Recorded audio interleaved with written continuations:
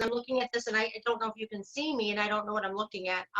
You're good, Snow. Okay, thanks. So the main ideas in here just kind of gives you the perspective of staging, convincing your seller, having those hard conversations with your seller about why they should stage, especially in a shifting market where we've been very fortunate that the inventory has been so low that buyers are just coming in and you're really not even getting to the point where you're having those types of conversations. But now when the market's shifting a little bit, you're going to have to be able to go in there and really kind of double down and bring your A game. So it's something that it's going to be more of like a listing 101 in some respect. In another respect, it's going to be something that you should be doing all the time anyway.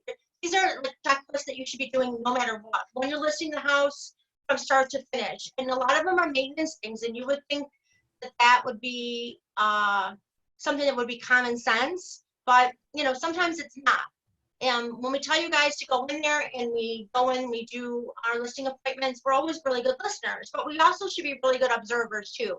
So normally the first time we go in a property, we're going in and seeing it for the first time. So what I like to do is I like to have the seller take me around and kind of tell me what their favorite things are about the property and maybe what their least favorite things are.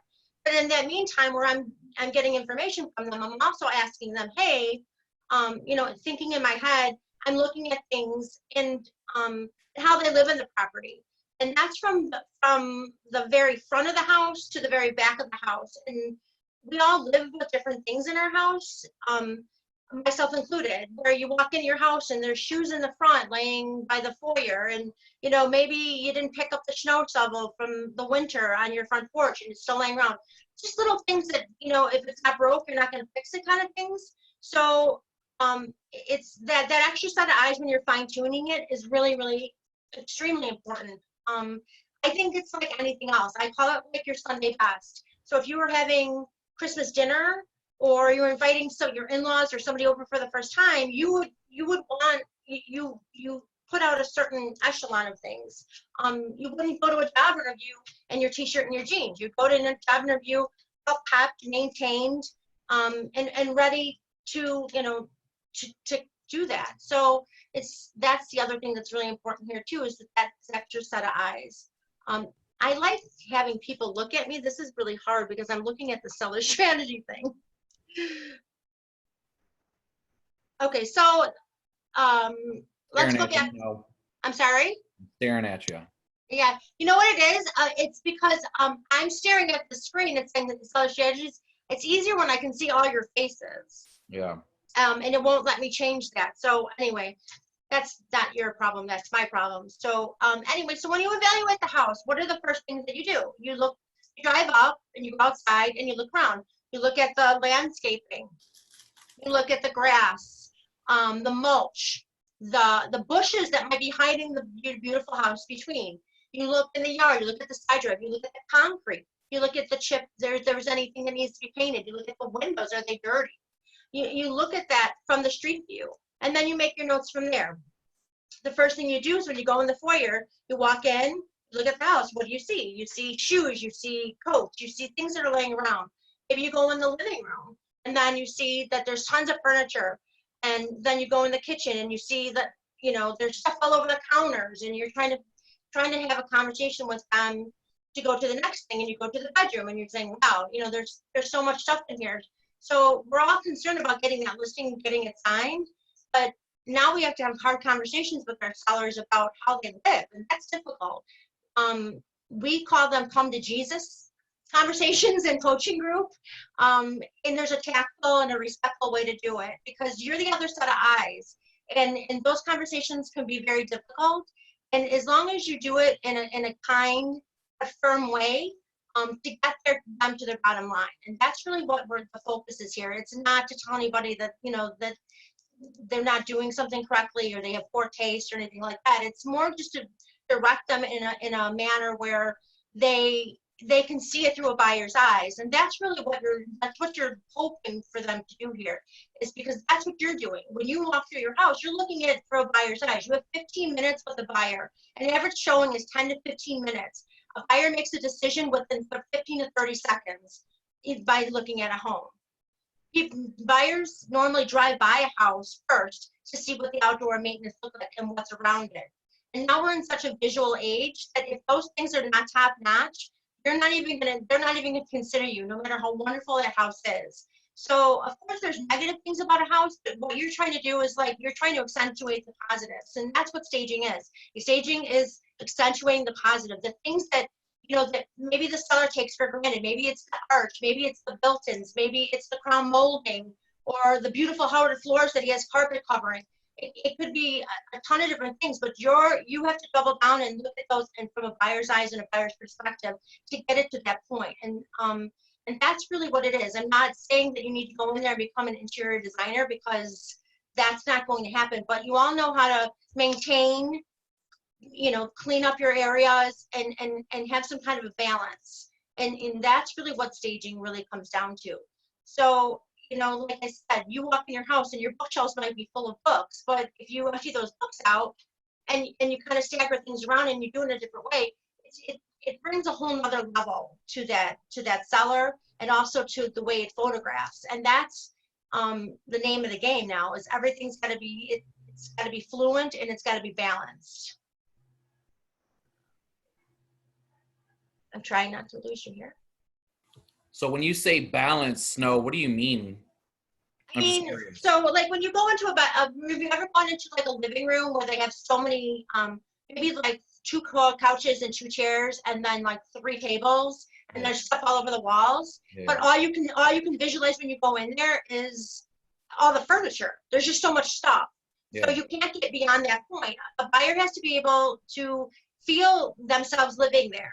And see how that natural light might be coming through the window, or see that crown molding that's that's a half a foot long and it's, or a trade ceiling or something that room or that house has that you can't otherwise notice because you've walked in and all you notice is stuff around there. Yeah.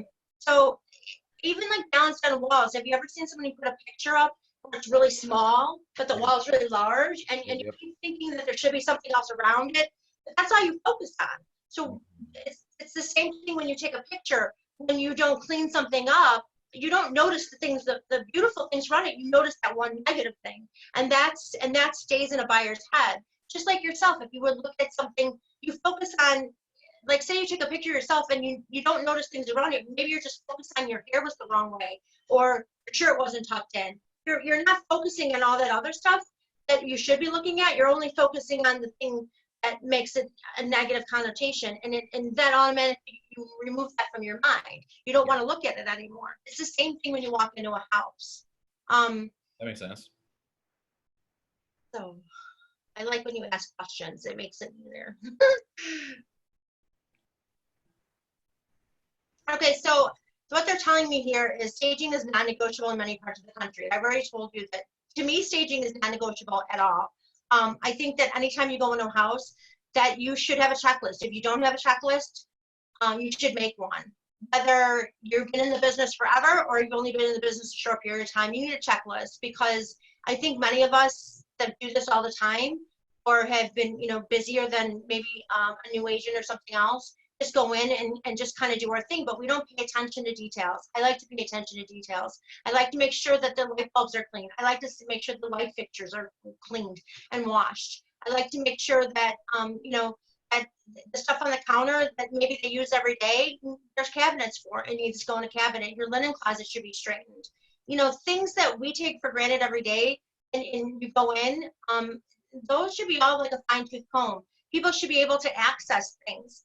When there's boxes and boxes and things, everybody's got a panic room. When you have that panic room and it's filled to the brim, people are automatically turned off. So you want to make sure that you have that extra set of eyes and to bring light to whatever it is. We all live with children, dogs, animals, and we all live in our houses. But when you list a house, it's not really yours anymore. You're putting it out to show, and it's like always having your Sunday best on, always. So, and it's hard to have that conversation with sellers because they always think, well, I live here, or I want to do this, or I understand that, but we also want to get you to whatever their goal is, whether it's the retirement home or they're upsizing, they're downsizing, moving closer to their kids. So we focus on that goal for them.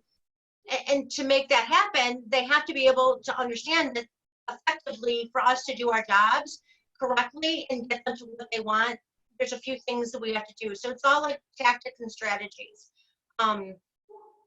You know it as well as I do. If something is perfect and your buyer sees it, they call you right away and say, this is fantastic. Clean lines, you know, even if it's just, even empty rooms shouldn't be, people think that empty rooms are better to sell. I don't agree with that. I think that people have to have, there has to be warmth too. So it's not always cluttered. Sometimes it's that it's just so bare that they can't imagine anything, or what would they do with that room? Because a lot of buyers don't have any spatial capabilities, or the fact, or they don't know, they don't understand like where they can place things. So it's really important that you are able to visualize that, and kind of add maybe something in, even if it's a, you know, I like to do a lot of boxes with like pillows, or even like, you know, some kind of a, something with height, maybe a plant and something on the wall. We'll do a toolbox thing at the end where what things I like to keep in my toolbox. So I always have like my own little staging thing in my car. And I've been doing this since 2016, you know, with houses that were empty and we couldn't sell for whatever reason. So if you go into a room and you do things like that, it makes it easier for you to be able to go and visualize yourself there, because, you know, some buyers have maybe a dining room set that they've always wanted to use, or their husband's always wanted a lazy boy, or whatever it is. They have to be able to visualize themselves there. So to bring that warmth into an empty room is really important too. Buyers are looking for value, which is true, especially millennial buyers. They want things done and they want things perfect. So they automatically are turned off by the way something looks. No matter, so, you know, back when I started,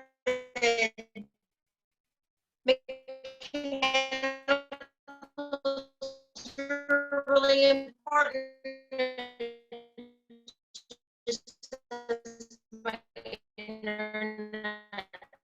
Hey, Snow, is it? I don't know if it's me, but the sound is going kind of crazy. No, my end too. Yeah, it's not. It's like It's your internet. No.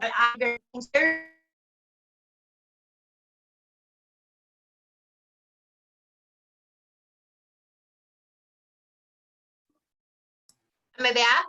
You're back. Okay, I'm sorry. This is the internet, and this is what's throwing me off. So I apologize for this. I even bought those little, what do you call those things you plug in the wall to enhance it, and I think it made it worse, to be quite honest with you. So anyway, going back to buyers looking for value. So that's really what they're looking for. They're looking for the most bang for their buck, and they have to be able to see themselves there. So, you know, it does enhance your reputation as an agent, because I do have a lot of clients that have recommended me and have said, you know, I didn't know what we were going to do with my aunt's house. It was so old and it was so dated, but she made it look so cute. So I do everything on a budget, because obviously, you know, nobody has the money to go buy couches and things like that. I do everything, you know, things I like to buy for myself, things that, you know, that I keep in my toolkit, so to speak, just little extra things that make it easier for me to bring into a home, and it actually made it easier for me to be an agent for other people, because it would say, hey, you know, she brings her own stuff in, which I do, and that was outside of the box. A lot of people weren't doing it at the time when I started it, so it gave me a reputation as like, I took on this on myself because I needed to sell the listings, and for me to sell the listings, you know, the sellers weren't giving me money to do this, or they didn't want to put any money into it. So I had to think of ways to make the house sell. And that's when it goes back to staging your enhances your reputation as an agent. It certainly does, but I've been doing that for a long time. So. No, would you say that most times when you come into the seller's home and you're coaching them through this opportunity to make their home more inviting and more appealing to the buyer, that they're easy to convince? No, they're not. Because like you and myself and everybody else, we live with things, right? You live with you. Their first thought is, well, I've lived with this. I've been fine. I've lived here for 20 years with that, or I've done this and it works fine. And you know what? That's true. They do, and I do, and as we all do. But again, it's having a conversation with them and showing them through a buyer's eyes what they look at. And it's certainly not, when I sit down and talk to them, as I'm sure most of you do too, is you'll have that conversation. Like, there's some really great things about this house, and it's got some wonderful aspects. But we also have to know that it might not have all the bells and whistles of some of the other things that have sold. So you can always refer back to your CMA or the comparables. And sometimes I specifically take pictures out and say, okay, so so-and-so's house is like halfway down the block that just sold. So look at their kitchen compared to your kitchen. Like, look at the pictures. Now, what do you notice in the difference? Because a lot of times they don't understand that, because you live with stuff all the time, you think it's fine. It's like, you ever you haven't painted a room maybe like in 5 or 6 years, and all of a sudden you decided you knew a color, and because you thought the room was fine, but then all of a sudden when you repainted it, you realized, wow, this is so much better. This is, I don't know why I didn't do this sooner. Or when you get new furniture, you think the couch is fine. It's fine, and then you do something and you have it, and all of a sudden it looks brand new. It makes the room look totally different. Because you were looking at it at the aspect of it looks great. Like, what's wrong with it? It's clean, it's fine, until you upgrade it. It's just what we do as human beings, and that's normal. And again, you're not going with the aspect of offending anybody or telling them that they're not living correctly. This is a business transaction, and that's how I like to put it to them. This is a business transaction, and for me to get you from point A to point B, we have to do a couple of things here.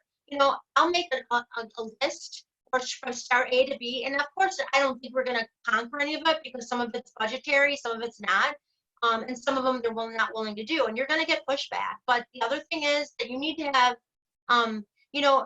that's when you negotiate, what can be done, and that's really where I started to bring my own stuff in, because they're overwhelmed. They're paying you this commission, and especially now, with uncertain times, they're everything's budgetary no matter what, but now they're really focusing on that. So you really want to, you want to work with them as a team to get that job done. And one of the things you can do is say, hey, I have a few things, very simply, if you're looking at a room, I don't expect you to reconstruct it or redo your, are you there? I can't even tell if you're there. We're here. Okay. Because you know what, all your pictures just came off. I'm sorry. Oh, so anyway, so I don't expect you to like redo your room or do reconstruction or redo the bathroom, because that's and most people, they don't have that in the budget. But there are things we can do to overcome, and maybe to put it to today's buyer standards. Maybe it's throw pillows. Maybe it's light fixtures. Light fixtures like the jewelry of a house. And even if you're not changing the aesthetics of the inside, you can change a light fixture, and it gives a different perception to the buyer. And what I like to do is, show their pictures. When I walk through with them, like when I go through to make this list, I take my own pictures of my phone or whatever, and then I'll put it together with what I showed them in the CMA and say, okay, so this is your living room, and this is the other person's living room that we're trying to get that price to, and does that even look the same? And and sometimes people just don't get it. They get it, and they don't get it until they actually see it, because they realize, hey, maybe I have too much stuff, or maybe every grandchild thing from since they were 2 was on the wall, or it's a mom with 4 little kids that although their handprint pictures are awesome, but we have to change this up a little bit. Love it. Awesome. Okay, so where are we at? Okay. And I apologize if I'm not flowing correctly, because I'm trying not to lose you with my unstable internet connection. You're fine. Okay, so we're down here. But the only way it seems that I won't lose you is if I don't see you. So I apologize for that, because that I don't get the unstable thing coming across my screen. What? We can't see the slides. I'm going to pull them up in 1 second. Oh, okay, cool. Okay. So you just keep jamming. What page are you? Okay. All right. So we talked about the be diplomatic and see with the buyer's eyes. So I mean, no one ever wants to go in there, like we said, and say, hey, this is a hot mess. But what you want to say, always go back to what their goal is. Their goal is to sell the house, and there's a reason behind the goal, like we said. Either they're upsizing, they're downsizing, moving closer to their kids, it's an estate, whatever it is. But again, your job is to make sure that they see it through the buyer's eyes. And now more than ever, that's going to be scrutinized by the buyers. So we don't want anything to slip through the cracks. That's why it's always really the most important thing that you always have a photographer on hand for you, not somebody that takes pictures for you, but a regular real estate photographer that takes those things, and that you go through this checklist. And like I said, it could be just maintenance things. It's like anything else. If you've ever had a party or something for the first time and you've been in your house, you think to yourself, well, the bathrooms have to be clean, right? And there's certain things you do before you have a big event. And that's kind of how I put it to the sellers. Like, before you have a big event, maybe you've never had a big event before, but that first time you have a big event, you go in your bathroom and maybe you buy new hand towels, or maybe in the kitchen you put a new kitchen rug, just little things to kind of spruce it up. And those are things that, that are very easy and most people are open to. A lot of times what I try to do is I try to repurpose what they already have, and maybe just change the dynamics, because not everybody has that eye, and that's okay. But you're trying to make it to today's standards without having them, put a ton of extra money that's unnecessary. And for you not to put a ton of money. I started doing this myself because I change things in my house all the time.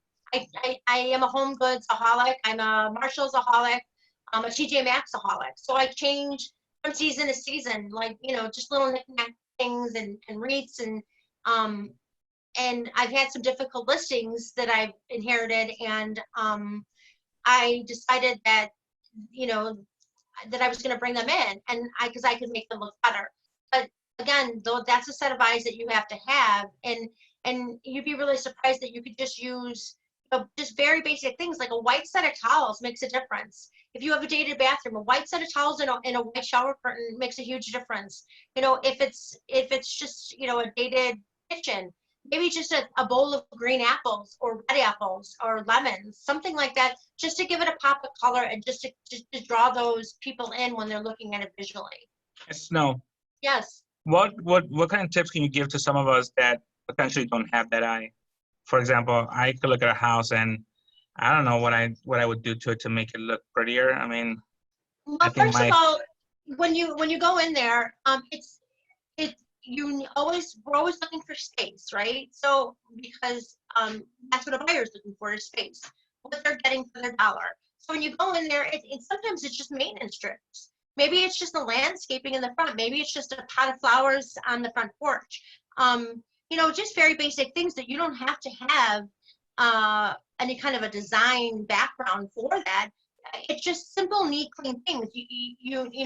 A comfort, a bed that's made, things off the floor, closets organized, basic things like that. Like, and maybe they don't have a cleaning lady, or maybe they, sometimes I provide that for them. Sometimes they have, like I said, a panic room, and everything's in there. So what I do is I like to take a picture of, they have a garage. I take a picture of the garage, before I get it listed, and then maybe I'll help them, or maybe I'll send some high school kids there, and I'll get plastic bins, and I'll take everything up and I'll put it away, because most of the time people have lived in their house for 25 years. You've got 25 years of stuff. So those are things you can look at without having to design things. It's just getting it neat and in order. And then when it comes down to it, take those pre-pictures with your phone and see what they look like, and see what could be added. Even if it's just a wreath, or just like I said, it's just very simple things, clean, like dish towels, or a new kitchen rug, just very basic things like that. It's not so much you're reinventing the wheel. You're just adding some things to visualize it. Some other things you can do too are, if you don't know the area, go to open houses in that area, or pick up MLS listings that are close to the property and look at what sold and what was different about them. What can you do to add to your listing that those other things had, but within a budget. Because again, it's visual. This is what we do. Even if we don't have a design degree, we're able to go into a house and see what's what's more appealable to the naked eye, or not. Because when you walk in a house, you know the difference between, a well-maintained house versus a not so well-maintained. And when things are all over, people tend to think that it's not maintained. So that's key. That's the number one thing anybody can do, is to make sure that it's maintained. First and foremost, if they're obstinate about anything else, maintain it. Clear out that clutter, organize the things, get the things off the counter. Things have places, and that's how you have to look through it. Everything has a place. Your toothbrushes and toothpaste and all that stuff shouldn't be all over your counter. Your mouthwash, put it underneath. Decorative baskets, things that organize things, that combine them together. What are your thoughts on incense, or not incense, like air fresheners? Odors? Air fresheners. No air fresheners. And, Okay. and an air freshener makes it smell like it feels like you're masking something. If there's a scent issue, your best bet is cleaning the house, or putting boxes of baking soda, in corners of the house, maybe overnight, before showings and everything else. Also, little charcoal bags are very, very good, especially houses with animals or smokers, things like that. Home Depot also has ozone, like a reverse ozone machine that you can rent if there's a heavy smoke or cigar smell in a house. Normally, though, you can do like a baking soda or baking soda in little packets. They make like little sachets with them, or those little you ever cook with that? Sometimes they might just have to paint though too, right? Snow, put a fresh coat of paint on. Sometimes it does, but sometimes it just depends. If there's carpet in there, I like to rip up the carpet too, if there's hardwood underneath. If it's empty, if they're open to it. Or sometimes if you have smokers that refuse to smoke, just because you're having issues with the charcoal bags, place the trash on my crazy line. Huh?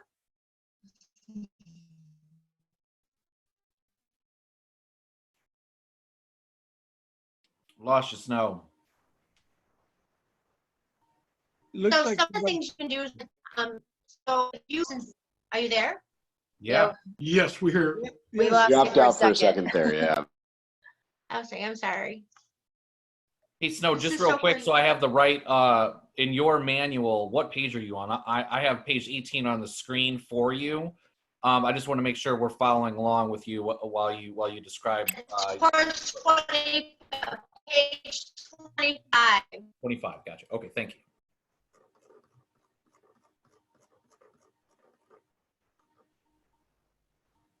Are you there? Yeah, we got Yes, it. we're here. Okay. This is so creepy that I'm just talking to the screen and I can't see anybody's faces. I'm like, only me. Anyway, so so you can have stagers come out to your house. It depends on, I guess, the listing price and things like that. And there's usually there's a consultant price. My area doesn't have probably as many as maybe some of the other areas have. And normally the fee for that would be anywhere, consultation fee can go anywhere from $200 to $500, depending on, what level, how large the house is and what level of recommendations that you're looking for. No. So, yes. We have a question in the chat box. They want to know about when a property's just dirty. So it was tidied up, but it was filthy. How do you discuss that with the seller? Okay. Well, as far as being, uncleanly, like, just, again, what we call that in coaching class is a come to Jesus meeting.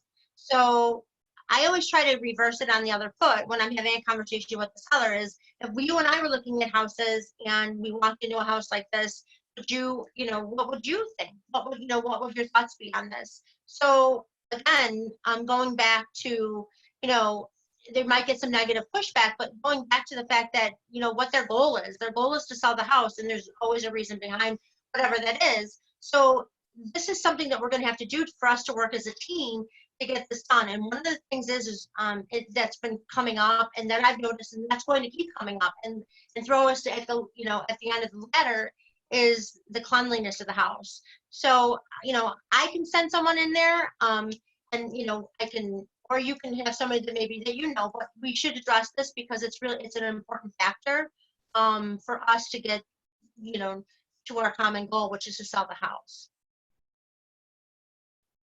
Makes sense. Does that answer your question? I can't tell.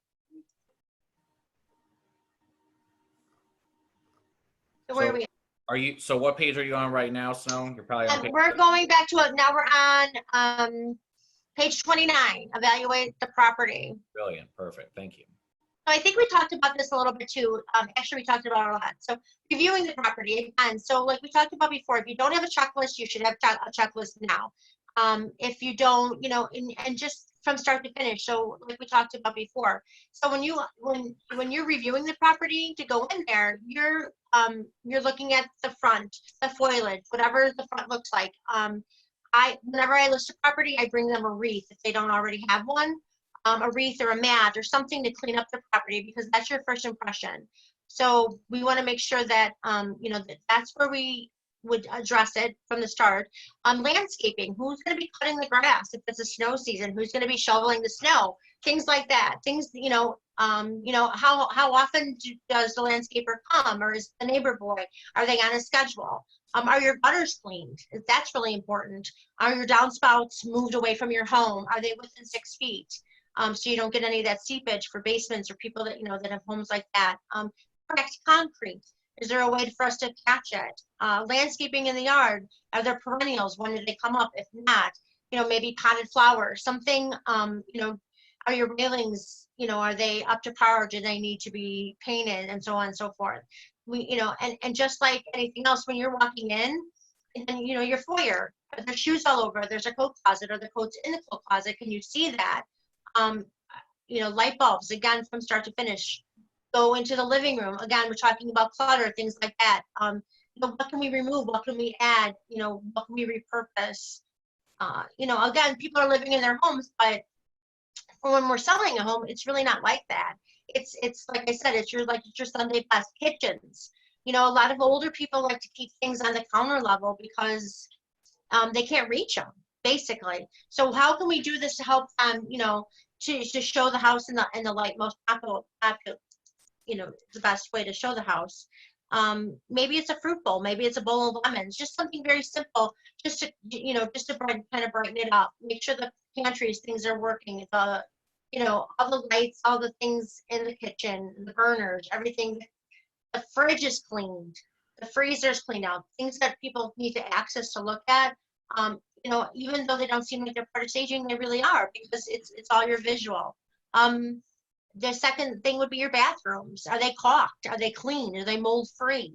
New kitchen towels, mirrors, doors, linen closets, cute baskets, things like that. Little, just little added touches that make it seamless, that don't seem important, but they really are, because they look maintained, and the buyer respects that when they walk in.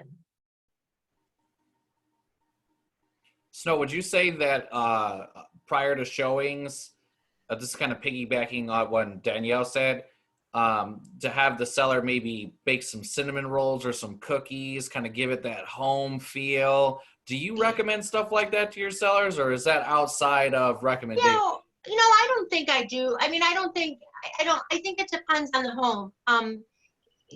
I have people that have done that, and I've done that. I've done like open houses, and I've had cookies and, right before an open house. I guess it just really depends on, is it the style of the home? Is it going to be is it a single family home, or you think a first time home buyer, or is it something, like that's more modern and sleek? So I kind of adjusted to what I believe the genre of the house is really. I'm not against it. It's just something that I guess I just look at it as a case by case. If it's more modern, more sleek, I might go a different route. Maybe, I'll do, more of maybe a wine and cheese tray. If it's more of a single family home, I think I'm going to get more, single family, like first time home buyers with young children, or, maybe I'll do something like that. But it really depends. Makes sense. Hey, Snow, we got a couple other questions through the chat Sure. box here. One is, how much do you charge for consultations, and what would your conversation be with a house that is a dirty house that is tenant occupied? Oh, that's hard. Okay, so consultations are free, and I'd be happy to look at anything visually. I help my coaching group with a lot of their listings. In fact, I'm doing one with one of them right now that's really cluttered. So the consultations are free. So if anybody wants to do that, please feel free to call me. I'll be glad to go through anything like that with you. The second thing regarding dirty houses that tenants are in there, that is a whole, that's like a beehive in itself. Let me just tell you. So that's really a conversation that you need to have with the landlord. And again, it's always going back to them about what their goal is. Obviously, it's to sell their house, but they have to. The tenants aren't going to listen to you. First of all, they're going to listen to the landlord. So you need to have that conversation with the landlord and make sure that it's a team feeling to get that done. So whether it's a service or anything else, that's really a conversation that you're going to need to have with him or her regarding what the ultimate goal is, because you can't control the tenant. And the only person that usually has any kind of communication or lifeline between them is the tenant and the landlord. So it's working with the team, with your landlord, and trying to get that end game done. A lot of times I like to document those conversations I have and what the game plan is, and have things signed. So I know that we've had this conversation, and this was your end of the bargain, this is my end, and this is what we're doing together to make that happen. Hey, Snow, this is Ron. One question I had prior to a showing, what would your suggestions be with regards to a seller's pets? Where would you put them? How would you handle that? Okay, so as far as like pet smells, or just having the pet in the home? Actually a little of both, because I've run into situations like that. Sure. Most people, and when I list a house and they have an animal, I always ask them, so what are the plans, how are we handling the dog or the cat, or, whatever it is. For the most part, most people don't want their dogs near people, and as much as, you don't want your buyers near them. So what normally happens is you'll set something up with the seller regarding that, if the pet has a pen or a cage, maybe they're putting there for showings. Most times it's set between 24, 48 hours, depending on what it is. That's usually done at listing, when, how you're deciding, how things are going to be addressed as far as showings are concerned. Okay. I normally do ask, though, for like pet bowls and pet beds, things like that, to be put away during showings. I personally don't. Some people are very, especially younger moms, are very apprehensive when they go in a house and they automatically get turned off, even if there's not a scent or a smell or anything with the dog or an animal, that they see that, they automatically think allergies, they automatically think things like that. So I try to say, here's a designated spot. Maybe we could do that just for showings. And that's normally why we set up the time frame, 24 to 48 hours, depending on, the schedule of the seller. Okay. But as far as scents are concerned, I'm a really big fan, because so many kids have allergies and, things are bad for the ozone layer and different things. I'm a really big fan of vinegar and baking soda. I think vinegar, baking soda work wonders for a house. And again, you're hoping and you're trying to work out a commitment between yourself and the seller that you're not, the house has to be ready for guests, almost 24/7. And that's hard when you have children and different things like that. So that's why we usually give them a 24 to 48 hour time frame between showings. But it's a different level when you're selling a house and you're trying to get top dollar. It's you have to make that you have to make that commitment when you're doing that, and they have to understand that. And that those conversations are something that needs to take place at listing. And again, we always talk about in coaching is you're working as a team. So it's really important that as a team, for us to get you to your goal, that, some things are going to be harder than others, and it's sacrifice. And if we have to sacrifice by keeping things extra perfect between this and this, but this is your end goal, I think it's worth it. And most people will be on board for it. Okay, thank you.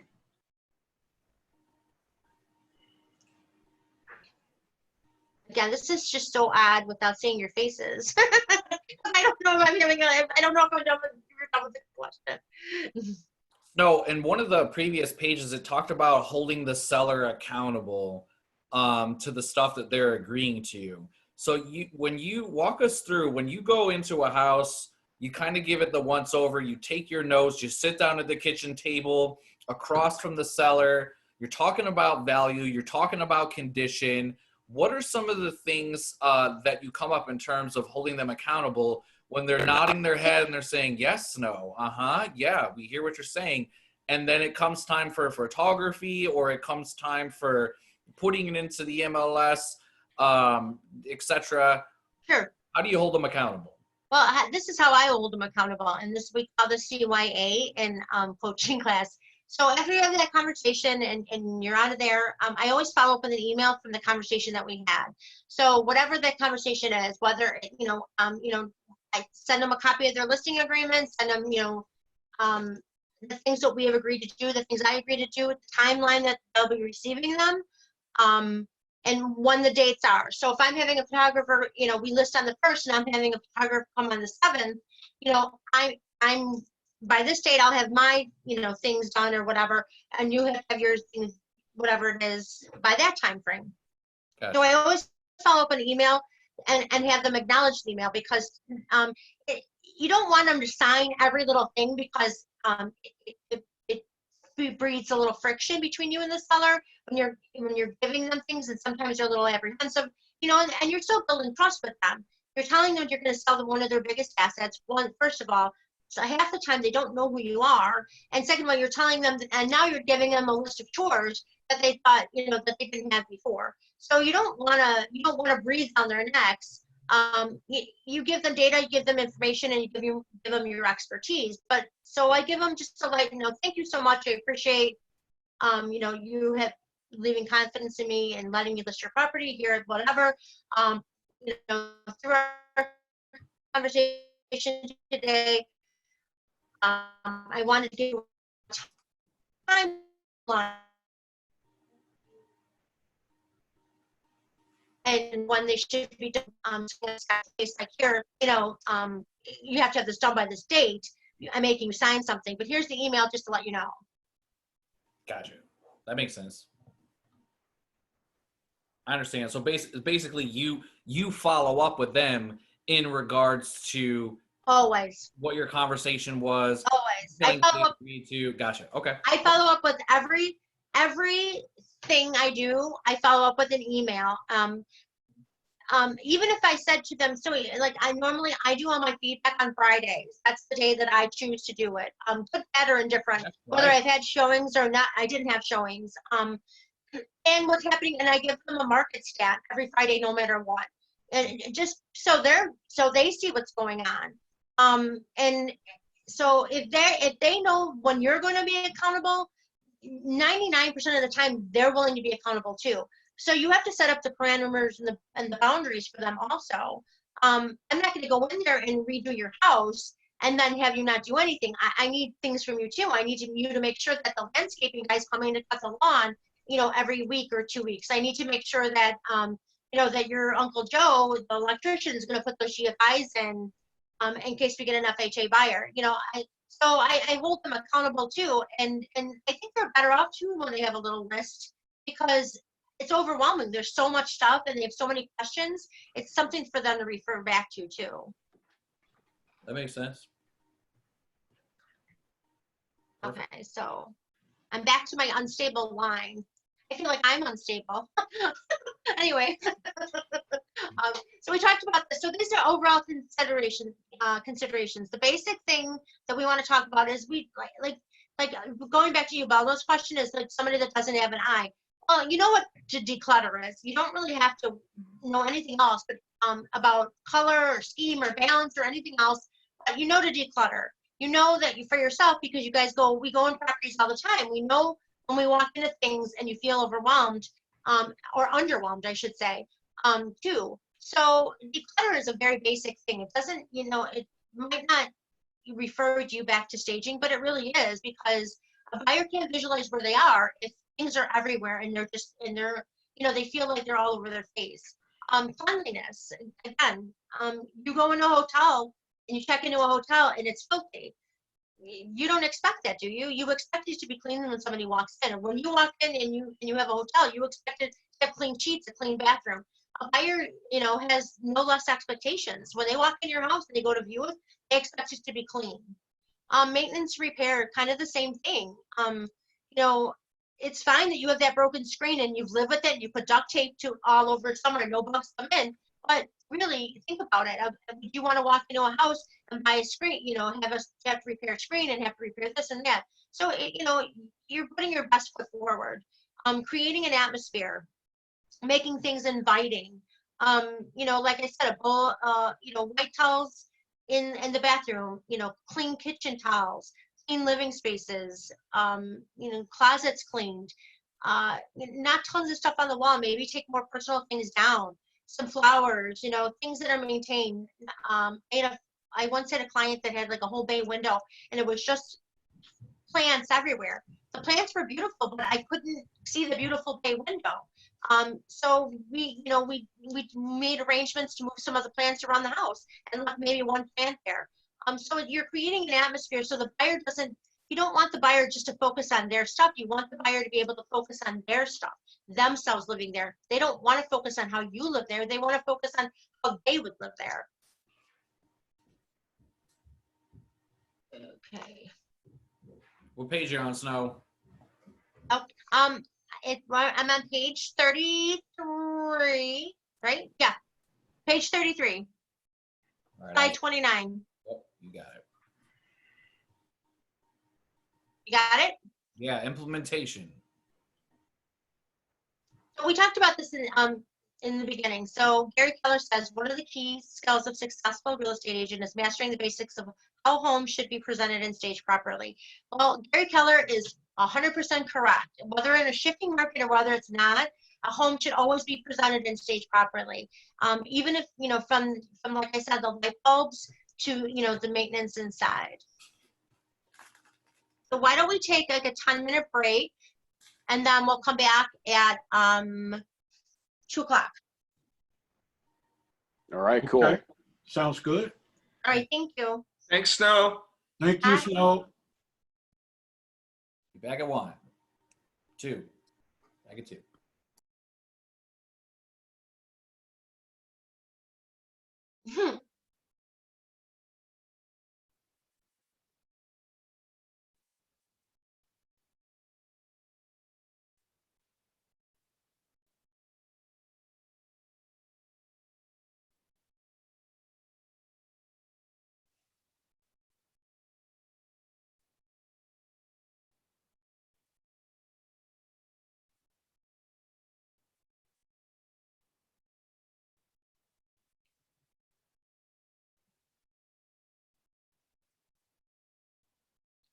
I got you back. Isn't that crazy?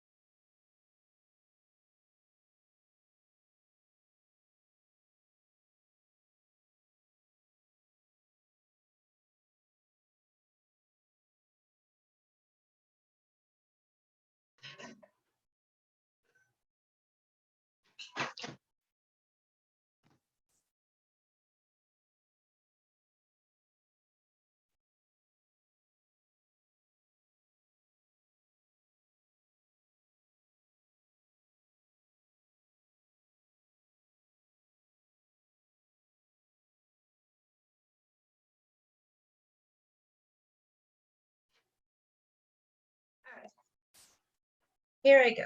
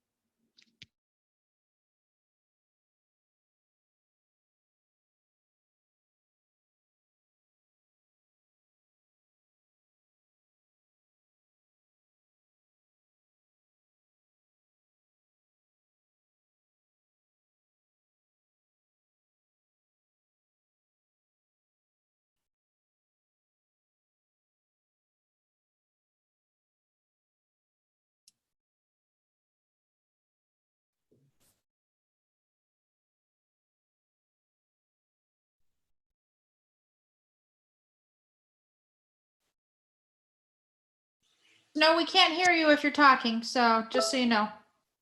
Oh, I'm not talking. We just got back till 2:00. Oh, okay, one more minute. All right. Thank you.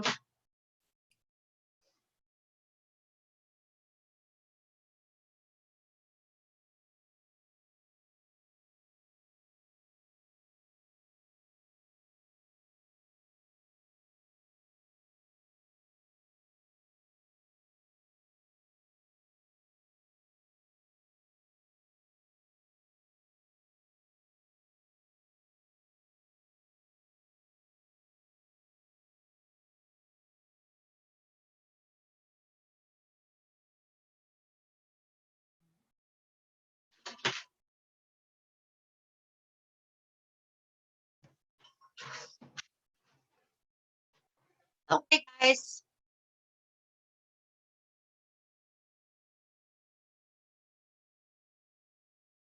Round two, ready? Round 2. Okay, so this is going to be a little easier for me, because most of the stuff we talked about over and over and over again. Removing the clutter, cleaning the paint, rearranging the furniture to create space flow. So what we're going to do now is talk about get some questions and answers on things specifically that you have questions for, and kind of give you some ideas of things that I do in my listing. Like I said to you before, I like to keep things very budget friendly. I have the new agents in my PC program that obviously don't have a ton of money. And not everybody has a ton of money to spend for staging and different things. And a lot of times we run into difficult situations where, you know, we need to sell the home and we need to make it stand out, even when it's a low inventory market. If it's not selling, you know, we obviously always look at price. We always look at, and then I always look at pictures and how the house is presented, because those two normally work hand in hand. So, you know, we don't expect you to do a ton of expensive things, but a lot of times like we always talk about how the buyer visualizes. I've had a couple listings in the past year that I would have bet my first children on the price that they should have sold at because of the areas and things, and the buyer decided differently. And that's because of the condition of the home. The buyer's only, no matter what it is, the buyer's only going to pay for what they believe the condition is to be. So, and it doesn't matter what you think other homes or anything goes around it, they dictate the price sometimes. So a lot of times, you know, especially when you have people that aren't open to like maybe a vacant home, to do anything to it. So it's up to you to decide, you know, this is between you, getting the seller what they want and a paycheck sometimes.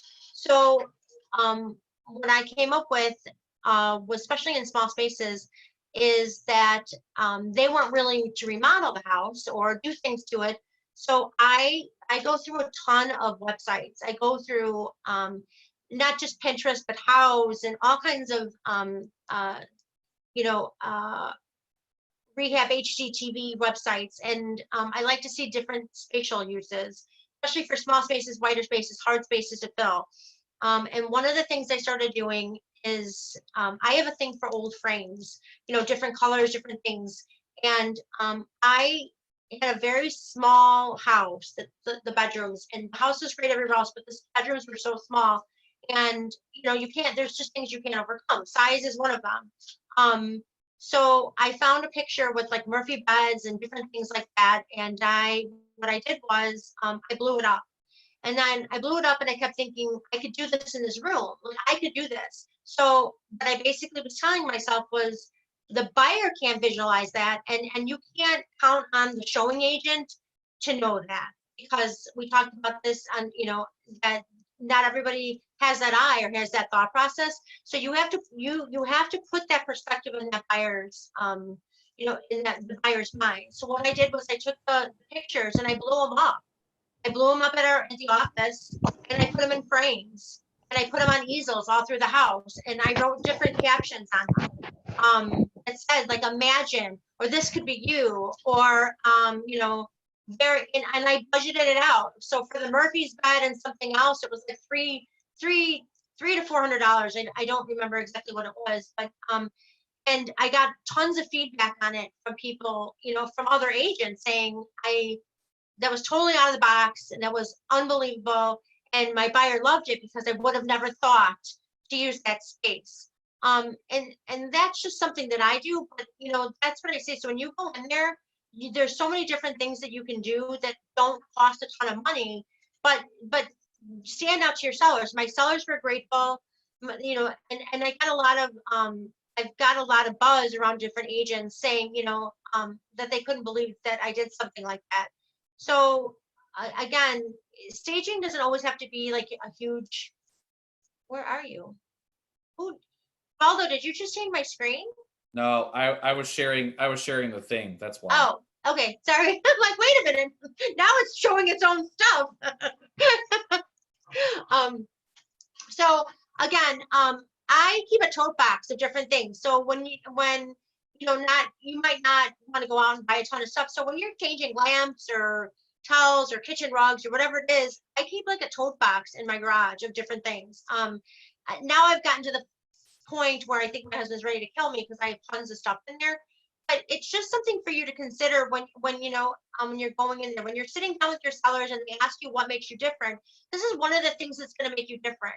One of the things that makes you different is that you're working with them as a team and you're making sure that you're showing that their property in the best possible light. And I can't tell you how many people are so grateful when I do that. And I'll say, I have that, or I can do that, or I can pick that up, or this is what I see there. And if you are confused or you don't have that eye, so maybe someone in the office does, or maybe, or wherever you are, if you have a question on something, ask me. I can help you with that. Because I would rather see you be successful and thrive than just be successful, because that's the longevity of this. You're going to build a reputation based on that. So I want to know if anybody has any questions, any problems that they're having right now, or anything that maybe upcoming and they're not sure what to do with them. Speak now. If you've ever had staging questions, you literally have someone that charges $400 a session to answer your questions. Literally. Speak now or forever hold your peace. You got 24 minutes of love on you. Let's go. Hey, Snow, I got a question for you. This is Eva. Hi, Eva, baby. How are you? I'm good. For FSBOs, if a FSBO for a sale by owner asks you for your opinion for staging, do you charge them for that service, or you just smile with your lovely face and say, that's a service fee that you add with, that's a service that you have with your listing only? Okay, so you mean me personally? Yes. Me personally, I would charge them, yes. If it's a for sale by owner and I don't have any other, if they don't have any other, I don't have any other relationship with them, yes, I'll charge them personally. If it's something that you're doing, or someone in our office is doing, I'd be glad to help you with that, free. And if it's one of my listings, it's always free. I never charge my Right. clients like that. Right. But Okay. I mean, if it's just a random for sale by owner that says, I don't want a list or anything else with you, but I need your help with this, I would charge them for that. I have another question behind that question. Is that like a private conversation, or would you mind sharing the range that you would charge somebody to do that type of service? Okay, so it really depends on, some people just use me for color consults and paint. I have a very uncanny eye for picking up grays and browns and different hues. So it really depends on what the nature of it is. If it's, if they just want some ideas on how to re-spruce, if they're actually looking for ideas on, total remodeling things, Okay. that's a whole nother spectrum. Okay. Thank you, Snow Miller. You're welcome. A crew versus linen. Who just asked that? That was me. I'm just making a joke about your ability to see the difference in colors because I don't even really Honestly, know. though, there is a difference. There is a difference between the crew. That's why I picked that up right away. Total difference. One has more brown, one more has gray. Total. See, that's why you call Snow right there. Right. And you know what? And you all get free fairy dust from me. It's a joke in our office, but I will help anybody at any time. Whether you're in my market center or you're not in my market center.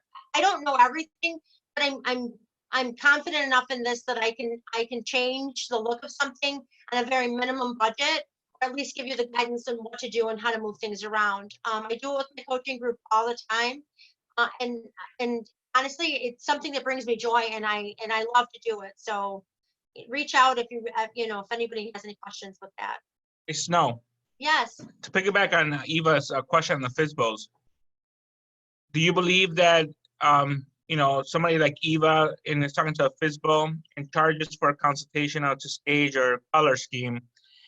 What do you think about the leverage about leveraging? I could refund that fee and a closing if you list with me in the future. Oh, good question. Total leverage. I think there's a lot of leverage there. Because as you know, Ubaldo, and as I know, when you're looking at for sale by owners and how they market themselves, some are very savvy, but most are not. I would say probably 15% are savvy enough on our level where the photos are professional, things are looked correctly. But the other, I would say 80 to 85%. If you look at if their photography levels and the whole idea of why we go in there and think we could have a better service for them is, and the reason they're not selling most of the time is because of a lot of those factors. Maybe it's the angle, it's not, maybe it's just a few things here and there, but I think it's total leverage when you can bring everything to its best light and get the people to their bottom line. Perfect. Snow, in the comments, there's a question. If you're selling an estate property, do you recommend an estate sale prior to listing the property? That's really, I usually leave that up to the family. There are things though that when I go through, I might say, can you leave this here? Maybe I see something for the room or something that works with the room with that. I really leave that up to the family. If it's tons of clutter. So either way, whether we're doing an estate sale or we're packaging it up or, or storing it somewhere, it has to be addressed. So whatever's going to be the most expedited way to get us to listing and get us on live market, that's the route we're going to go. If it's, again, that's a personal preference and how big the house is and how much stuff it has in it. Because I don't like a totally vacant house, so that's why I would prefer to keep some things in there, but I don't want it overcrowded either. Do you have any more questions? I see questions.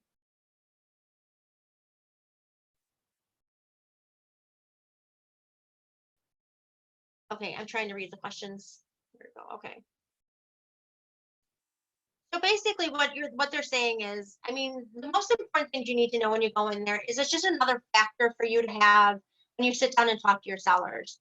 You're going into a market where that you want to outshine everybody else. And I can guarantee that 90% of the agents that go in there aren't going to talk about this. They might talk about getting this clean and getting that clean and doing that, but they're just so excited to get the listing and get it up and going that they don't pay attention to the details. But we've all been trained that we pay attention to details, and we all follow rules and different ways of doing things and tools that we have here.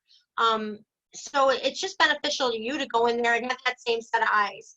I'm just detail oriented on certain things where, you know, and I don't mean to throw any guys down, but like Alex, like you said, when we did your curtains, you don't care if I put Batman curtains up. It makes no difference to you, right? Do not.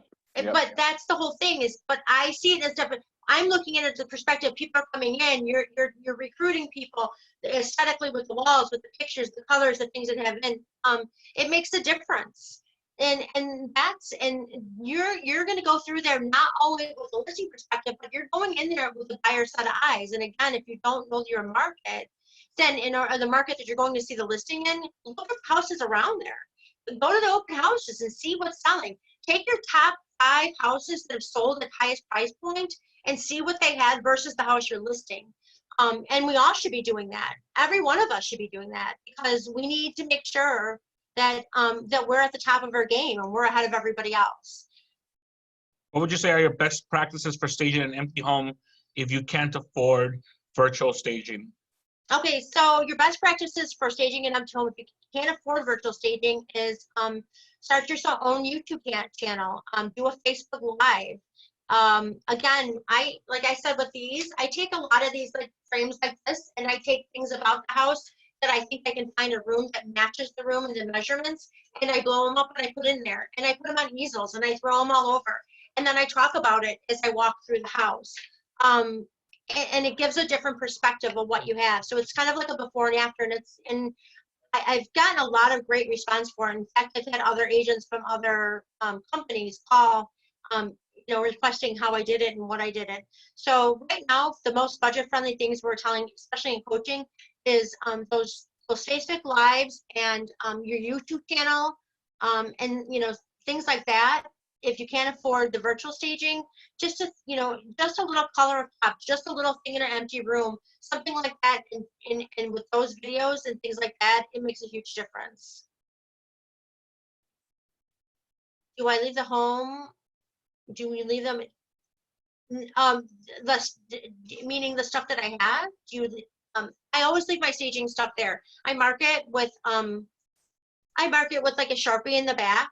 And then again, we're talking about before, I send a note I send pictures of what I put in the house, and I send an email to the seller saying, these are the items that I've left, and this is where I've left them, and they're there from start to finish of the listing. And it's just in an email. Again, it's not anything saying, these are my things and you owe me. I'm just letting you know. And I've never had an issue with anybody, you know, not giving them back or so forth.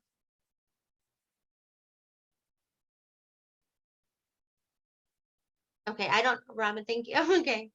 So what basic items do I have in my, okay, so let's go to your staging toolkit, because we have about 10 more minutes. My staging toolkit always has command strips in there.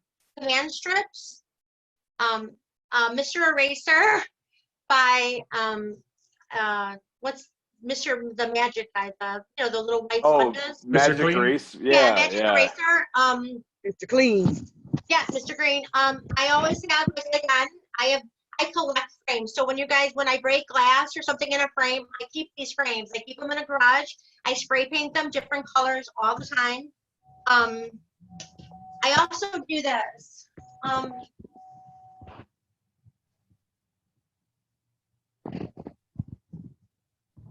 Can you explain what you do with the frames again? I didn't really hear what you said. I keep fake lemons and bowls. For example, sorry. I can't hear you. No, They were I asked, asking, what do you do with the frames? what do you do Snow. with the frames? Can you say that one more time? How you use your frames? Unstable. Can you hear me? Can't I hear can hear you. You're fading in and out right No, now. I can hear you now. Yeah, go ahead. Okay, no, I was just asking, can you explain what you What? do? Can you explain what you do with the frames again? How you use them?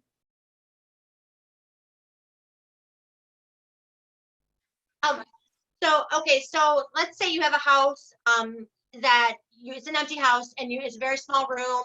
So I usually take the dimensions of the room and I search things on the internet. I search on house, I search on like HGTV, and I do recommendations for a room 10 by 12, let's say.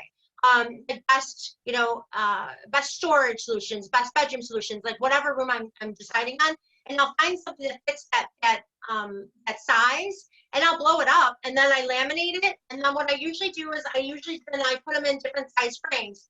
Some of them are larger, some of them are smaller. It's kind of cool when you put them on different easels in an empty house, because it's something people don't expect. You're going through the house with a fire, and they're kind of like, and I've had people stop and think like, well, where would you get that? And sometimes I even put it in like a budget if I can find the prices. So you could have a Murphy's bed and this at IKEA or whatever it is for $300 or $400 or whatever it is, and you could have this all furnished. Because the whole thing when you go into a house, especially an empty house, is perception of what they have to do to it. And if people have to see themselves there, and if they don't know what to do with the size of the room, they just turn it all off. But if you give them another idea and another perspective, it's like leading them to water. Because I always tell my clients or my coaching clients that, when you have a listing, you're expecting other agents to be like you, and they're not. They're not going to be like you because you're at the top of your game, and many agents are just opening the door. They don't know, they don't say anything else. They're not going to say, here's a Murphy's bed, here's that. So what I try to do is I try to put it already in the buyer's head, because I don't want to take for granted that other agent knows what they're doing, because 99% of the time they don't. And they're not gonna offer that up to them. They're just gonna open the door and let them walk through. I want to give them something to chew on and think about when they walk out the door. Yes, finding pictures on house is correct. You can find easels. I'm a big thrift store person too. So I find easels at Michael's. I go to the thrift store all the time. I'm always buying knickknacks. It's stupid, like if they're craft like this. This is a big difference if you put something like this in a kitchen, like in a corner. Just something to brighten up. Like I said, it doesn't have to be huge amounts of money. When you have an upper echelon listing, obviously you want top of the line things, and that's a whole other realm. But if you're just doing like a basic listing, just little things to give it a pop of color, just a little things to change the whole verse of it, make a huge difference in the perception of the listing. Because that's the whole thing, is to make it stand out. And your sellers, most sellers don't even realize when you say, well, I've done this, or just I have my own things, or I'm changing the throw pillows, or things like that. At least most of my sellers are always like, they're dumbfounded that I would actually go in and do that, because they don't think that that's what we're thinking. They think it's just us doing this, putting in the MLS and making money. They don't realize that we're taking the time to look at things in a different way, and I think they respect that too. It's just another form of value, and again, I don't think it should just be in a shifting market. I think you should do this in everything that you do, because this company that we work for has so much integrity, and we all have so much integrity, and we should keep it at that level. I have another question. If you are Sure. recommending your sellers to do like a paint all the way through the house, is there a go-to color? Do you just usually go with white? Tell them just to paint all the walls white?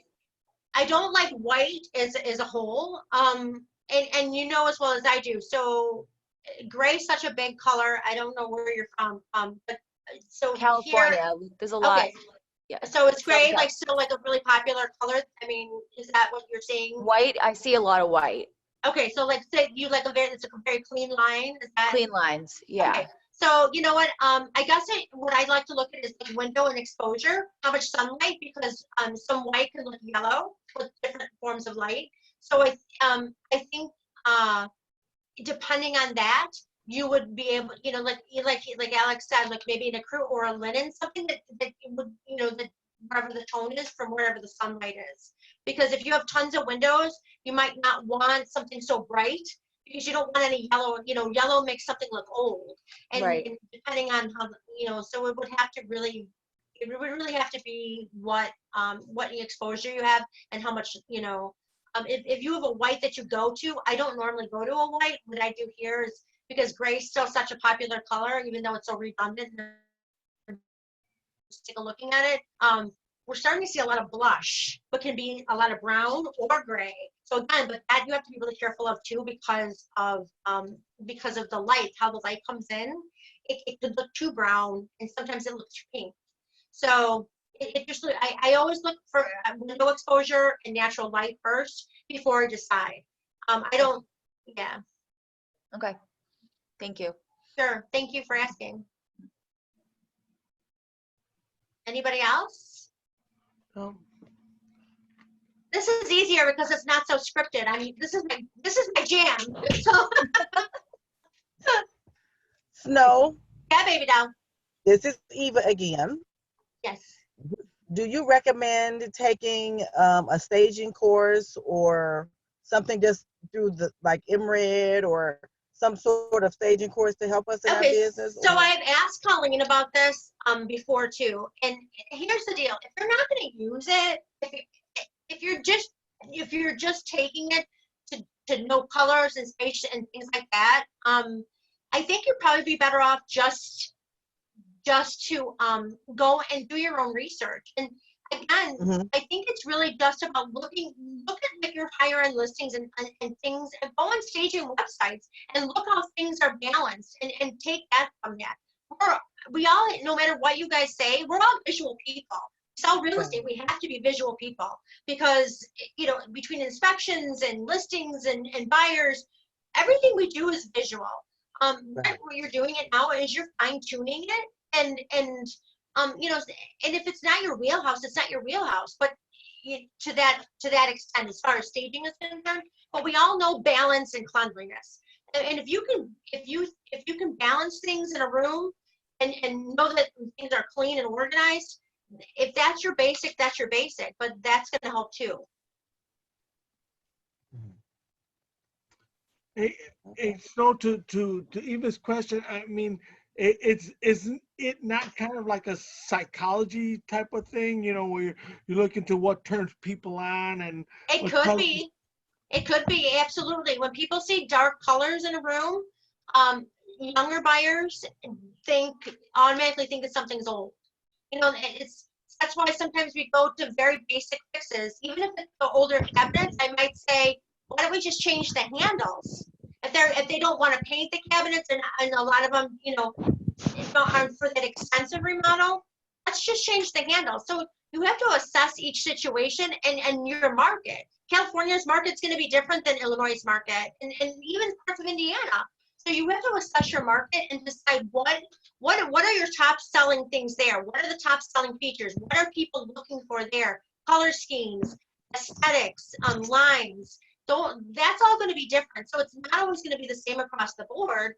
But again, you want to make it budget friendly. A lot of times I do my own stuff, but I mean, even as handles, sometimes I can just see that people can't handle getting the right handle that I want. I just go and buy the handles and I put them on myself, because it's a difference when you take the brass handle off and you put the teacup handles on. It's a big difference without changing, and there's little things that you can do that gives you a big response or a big effect. And it's not always remodeling, and it's more flow and just balance and simple things. And then when you're trying to get the sellers to change things, do you coach them onto, if you were buying this, what would you like to see type of thing? So going back to the conversation we had earlier, yes. And when we talk about, just like we talk about in coaching, Ruben, is we're working as a team here to get you to that final destination, or whatever it is, the goal that we've established that they're looking for to do, right? So Right. I always refer back to the goal. And a lot of times what I'll do is I'll come back without being insulting. We call it, the kindness conversation. I want you to get you there, but if you show somebody visually what this is sold for in this, and then this is what we have here. I have a picture of it. You might not have all the bells and whistles. You certainly have some wonderful things here, but we need to make it comparable to this. And here are some of the ways I think we can achieve that. And that's just having what I call a come to Jesus meeting and just saying, hey, Right. you know, this is what we need to do to get us here. You know, and most people will be on board. And sometimes they'll be a little more stubborn, like, especially in the first couple of weeks if they don't have any showings, but you've suggested this and they're just saying, no, I don't want any of this. You know, usually by that second week, if things are running slower than normal, you can start reading that back in. You can't force feed people. All you can do is keep introducing it to them and keep having conversations and keep them updated on what's going on. Yeah. Okay. Thanks, Snow. You're welcome, Ruben. Okay, guys. Well, thank you so much. I really appreciate all your time. And thank you for getting through all the technical difficulties. I hope you guys learned something, even if it was just something very minimum. I really appreciate you guys taking your time and taking, you know, this response to your careers, taking these shift classes. So good luck. If anybody else needs me or has any questions for me, my email is snowmiller@kw.com. Again, thanks so much. You guys have a great day. I look forward to seeing you again. Thank No, you. no, Oh, you did awesome Thank today. you. Well, thank you very much. Have a good day, guys. You too. Thank you. Thanks. Bye. Thank you. Bye.